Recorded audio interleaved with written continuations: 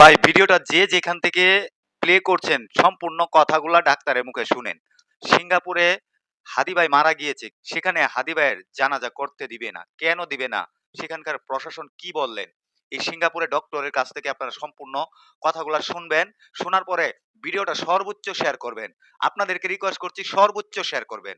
চলেন আগে ডক্টরের কথাগুলো আমরা শুনি। আমাদের প্রিয় শহীদ ওসমান হাদির আ জানাজা অ্যাঙ্গুইলা মসজিদ প্রাঙ্গণে হওয়ার কথা ছিল। কিন্তু অনিবার্য কারণবশত সেটা হওয়া সম্ভব হয়নি।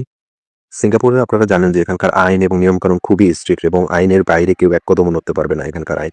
সিঙ্গাপুরে একটা আইন আছে, এটাকে বলা হয় পাবলিক গ্যাদারিং অ্যাক্ট অথবা পাবলিক অর্ডার অ্যাক্ট 2009। এই আ আইন অনুযায়ী কেউ যদি কোনো পাবলিক ফাংশন অথবা পাবলিক গ্যাদারিং এরেঞ্জ করতে চায়, তাহলে সেক্ষেত্রে ওই এলাকার যে পুলিশ কমিশনার আছে, অবশ্যই সেই পুলিশ কমিশনারের পারমিশন নিতে হবে এবং পুলিশ কমিশনার কিছু অফিসারকে সেখানে অথরাইজ করে দেবে, আ যেখানে ওই আ গ্যাদারিংটাকে আয়োজন করা হবে।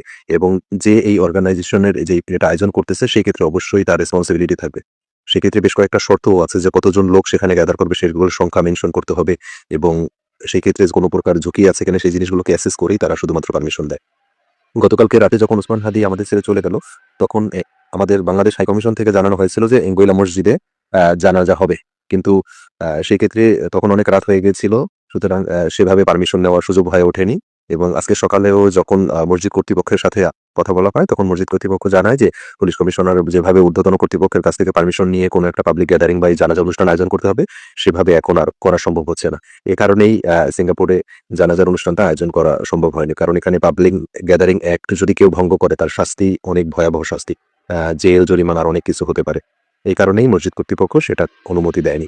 ইনশাআল্লাহ ওসমান হাদির দেশের সবচেয়ে বৃহত্তম জানাজা বাংলাদেশে অনুষ্ঠিত হবে এবং সেটা বাংলাদেশের ইতিহাসের যেকোনো রেকর্ডকে ব্রেক করবে। কারণ তার মতো বীর বাংলাদেশে আর কবে আসবে একমাত্র উপর আল্লাহ ভালো জানে। সবাই ওসমান হাদির রুহের মাগফিরাতের জন্য দোয়া করবেন এবং সেই জন্য জান্নাতুল ফেরদৌস নসিব হয় তার জন্য, সেজন্য বেশি, বেশি করে দোয়া করবেন। আজকে শুক্রবার জুমার দিন, আজকে দোয়া কবুলের দিন। সবাই ওসমান হাদির জন্য প্রাণ করে সবাই দোয়া করবে। সবাই ভালো থাকবেন। আসসালামু আলাইকুম ওয়া রাহমাতুল্লাহ।